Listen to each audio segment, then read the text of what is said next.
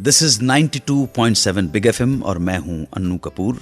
नमस्कार, आदाब, welcome to Suhana Safar with Annu Kapoor, जिसे आप सुन रहे हैं सिर्फ 92.7 बिग एफएम पर। आज पूरे देश में होली के रंग बिखर रहे हैं। होली का सुरूर हम सबके सर चढ़कर बोल रहा है। सारे मजहबों के लोग आपस में मिलकर होली मना रहे हैं और मुझे याद आ रहा है नजीर अकबराबादी का ये कलाम। जब फागुन रंग झमकते हों तब देख बहारें होली की, और ढफ के छोर खड़कते हों तब देख बहारें होली की, परियों के रंग दमकते हों तब देख बहारें होली की, खुमशीशे जाम छलकते हों तब देख बहारें होली की, महबूब नशे में छकते हों तब देख बहारें होली की, गुलजार खिले हों परियों के और मजलिस की तैयारी हो, कपड़ों पर रंग के छींटों से खुशरंग अजब गुलकारी हो, मुँह लाल गुलाबी आंखें हों और हाथों में पिचकारी हो, उस रंग भरी पिचकारी को अंगिया पर टक्कर मारी हो, सीनों से रंग ढलकते हो तब देख बहारें होली की। आप सबको होली की ढेर सारी रंग भरी शुभकामनाओं के साथ मैं आज का सफर शुरू करता हूं। आज के सफर पर निकलने से पहले बताना चाहूंगा वो राज जो आज उजागर होंगे। आज सबसे पहले उजागर होगा देवानंद का एक राज। एक गाने की शूटिंग चल रही थी। देवानंद ने क्या कर दिया कि गुरुदत्त को पैकअप करना पड़ा। कामयाबी हासिल कर लेने के बाद इंसान अपनी मिट्टी को भूल जाता है, जड़ों से दूर हो जाता है। लेकिन आज हम एक ऐसे शख्स की बात करेंगे जो मुंबई की आरामदायक जिंदगी छोड़कर लौट गया वापस अपने गांव और सारी जिंदगी गांव की खिदमत में लगा दी। कौन थी यह हस्ती? उसके बाद दिल ने फिर याद किया सेगमेंट में आज याद करेंगे गीतकार संतोष आनंद को। एक प्रेरणादायक कहानी उसके बाद पृथ्वीराज कपूर की, काम के प्रति समर्पण की, डिवोशन की। एक और कहानी, मधुबाला ने नहाने का पानी मांग लिया और प्रोड्यूसर ने शूटिंग ही रोक दी। क्या था माजरा ये? और अंत में सवाल का जवाब। आज का सवाल है कि क्या अभिनेता इफ्तिखार की बहन ने भी फिल्मों में काम किया है? चलिए शुरू करते हैं।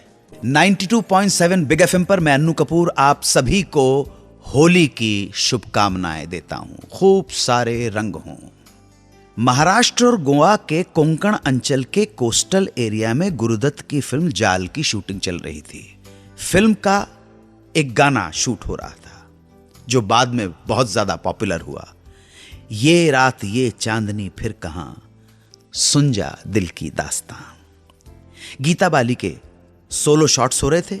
इसके बाद गीता बाली और देवानंद के कंबाइंड शॉट्स होने थे। देवानंद के एक दोस्त मिलने चले आए।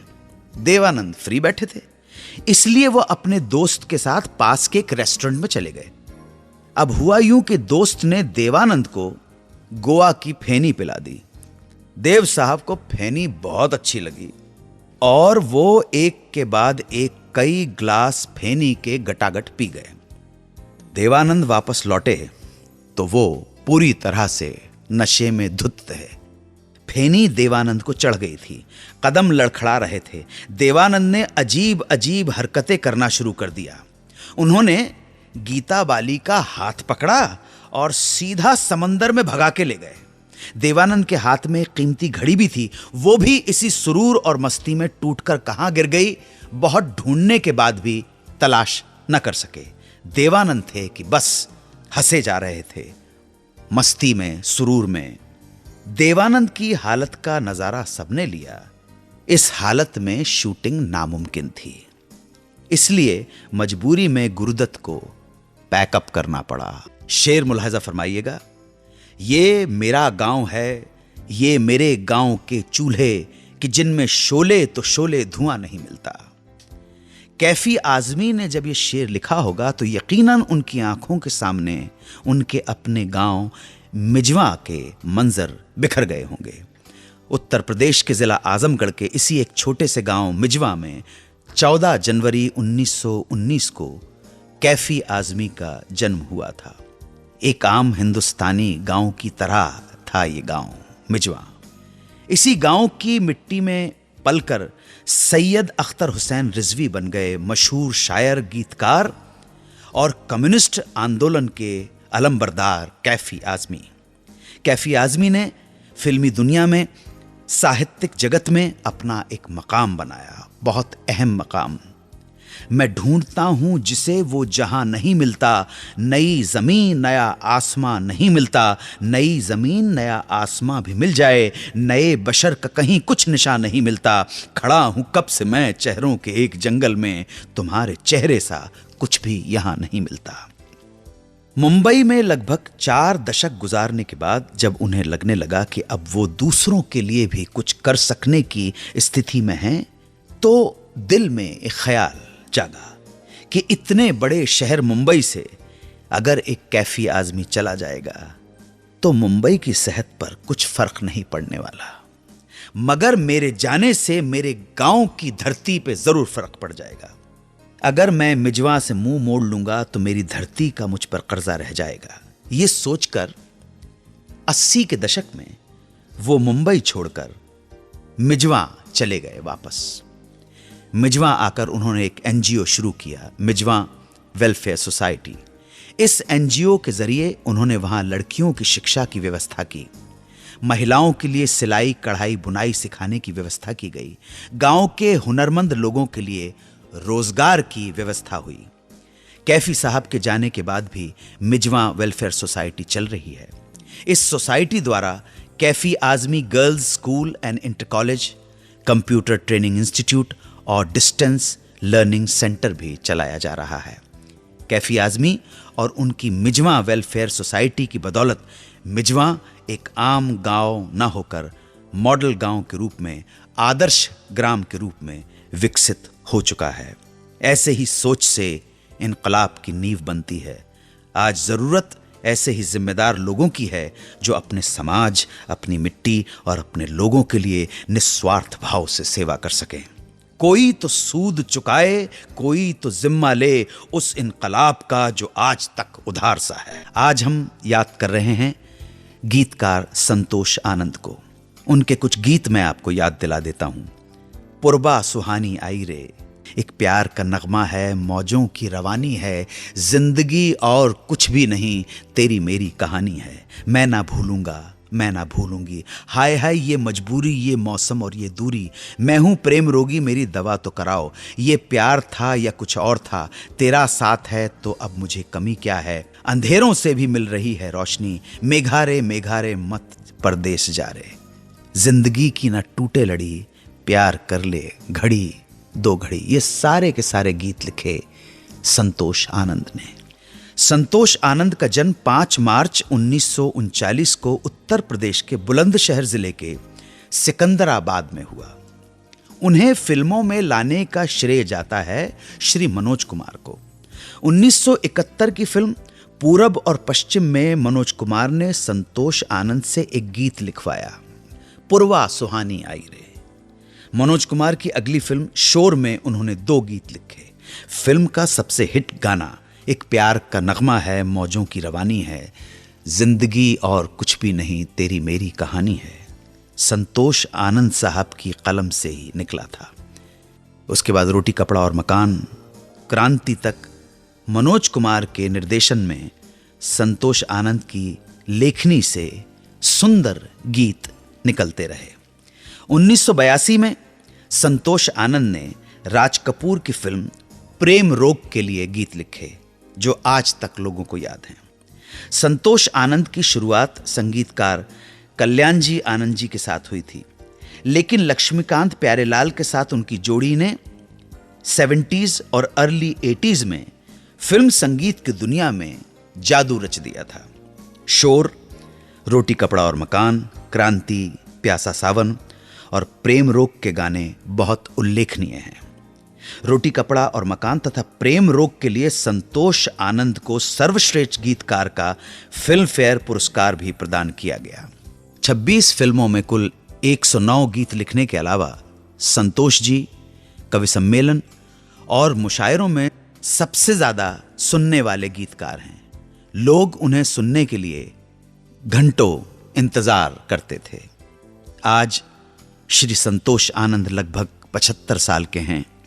इस उम्र में उनके ऊपर दुखों का पहाड़ टूट पड़ा। बुढ़ापे में उनका सहारा थे उनके बेटे संकल्प आनंद, बहू नरेश नंदिनी आनंद और एक 7 साल की पोती। संकल्प दिल्ली में एक कॉलेज में लेक्चरर थे। 16 अक्टूबर 2014 को ये तीनों मथुरा के पास कोसी कला में रेल के आगे कूद गए।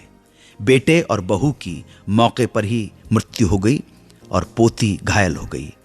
रेलवे ट्रैक के पास मिली संकल्प की कार में 10 पन्नों का सुसाइड नोट मिला। इस नोट से पता चला कि आत्महत्या का कारण आर्थिक परेशानियां थीं। श्री संतोष आनंद को जीवन के इस पड़ाव पर जब स्वयं सहारे की जरूरत है, वो खुद अपनी पोती का एकमात्र सहारा हैं। परमपिता परमात्मा उन्हें इस कठिन समय में शक्ति और आत्मबल प्रदान करे, उनके कष्ट दूर हों, जीवन में प्रसन्नता हो, यही प्रार्थना है। नमस्कार संतोष जी। अन्नू कपूर के और 92.7 बिग एफएम के परिवार की ओर से हमारे प्रणाम स्वीकार करें। मुगल आजम एक अजीम शाहकार के रूप में याद की जाती है। इसका एक एक किरदार, एक एक सीन मास्टरपीस है। पर्दे पर जब पृथ्वीराज कपूर को देखते हैं तो लगता है कि शहंशाह मुगलिया सल्तनत जलालुद्दीन मोहम्मद अकबर जिले सुभानी खुद ही पर्दे पर आ गए हैं। इसका कारण यह कि शूटिंग के वक्त पृथ्वीराज कपूर ने अपने आप को अकबर के किरदार में डुबो दिया था। एक दिन पुत्र शम्मी कपूर उनसे मिलने आए तो बेटे को लगा ही नहीं कि वो अपने पापा जी से बात कर रहे हैं। उन्हें लगा कि वो शहंशाह अकबर से ही मुखातिब है। इतने डूबे हुए थे पृथ्वीराज कपूर इस रोल को निभाते हुए। फिल्म का एक सीन शूट हो रहा था जिसमें पुत्र प्राप्ति की मन्नत पूरी हो जाने के बाद शहंशाह अकबर सूफी संत शेख सलीम चिश्ती रहमतुल्लाह अलैह की हुजूर में नंगे पांव हाजिरी देने जाते हैं। यह सीन भरी दोपहरी में तपती बालू रेत पर फिल्माया जा रहा था और सीन के मुताबिक अकबर को हाथ बांधे नंगे पांव गर्म रेत पर चलते हुए चले जाना था। तय यह किया गया था कि जब पृथ्वीराज कपूर के लिए गर्म तपती रेत पर चलना नामुमकिन हो जाएगा तो वो हाथ से हल्का इशारा कर देंगे और शॉट वहीं कट कर लिया जाएगा और इसी तरह पार्ट्स में पूरा सीन शूट कर लेंगे। तो जनाब शॉट शुरू हुआ। जलालुद्दीन मोहम्मद अकबर ने चलना शुरू किया। तपती रेत पर नंगे पांव थोड़ी दूर चलते रहे। डायरेक्टर के आसिफ और कैमरामैन आर.डी. माथुर इंतजार कर रहे थे कि कब पृथ्वीराज जी इशारा करें और कब शॉट कट हो, लेकिन पृथ्वीराज चलते रहे। नंगे पांव गर्म रेत पर तपती धूप में चलते रहे और मंजिल की पूरी दूरी बिना रुके ही पार कर ली। शॉट कंप्लीट हुआ। कट की आवाज के बाद ही पृथ्वीराज कपूर के कदम रुके।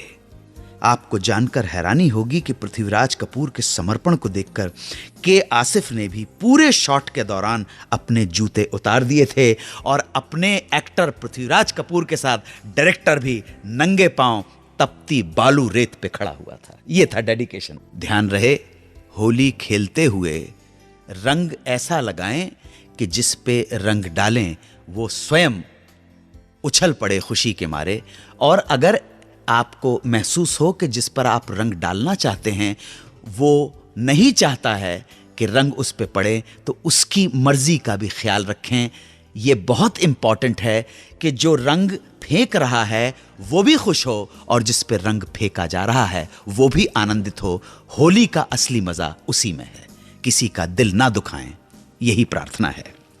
साल 1950 प्यारेलाल संतोषी की फिल्म निराला की शूटिंग चल रही थी। फिल्म के निर्देशक थे देवेंद्र मुखर्जी।